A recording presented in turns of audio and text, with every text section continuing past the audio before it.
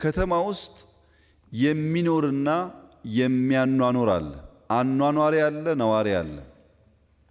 ነዋሪ ማለት ቤት ያለው ከሌለው መከራየት የሚችል፣ ነዋሪ ማለት መኪና ያለው መኪና ከሌለው ራይድ ታክሲ ከፍሎ መሄድ የሚችል፣ ነዋሪ ማለት በወር የተወሰነ ገንዘብ ያለው ኢንካም ያለው ገቢ ያለው ከዚያም ተነስቶ የወር ስንቁን ሸምቶ የምግብ ጊዜውን ወስኖ የሚመገብ።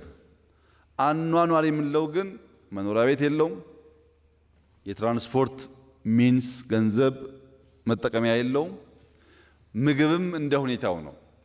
ዛሬ ከበላ ተመስገን፣ ነገ ደግሞ እንደ አዲስ የሚፈልግ። የኛ የከንቲቦች ስራ የነዋሪውን የህይወት ደረጃ ማሻሻልና ማስጠበቅ ሲሆን፣ ሁለተኛው አኗኗሪውን ነዋሪ ማድረግ ነው።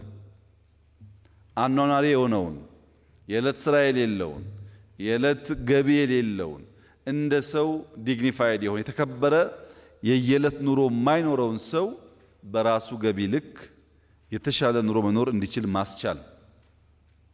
ለምንድነው ነዋሪውን እና አኗኗሪውን ማቀራረብ ያስፈልገው ያላችሁ እንደሆነ እንደምታዩት ይሄ ከተማ በጣም ምርጥ ህንፃ ነው ያለው። ንጹህ ነው፣ መንገድ አለው። ግን አንድም ሰው የለም።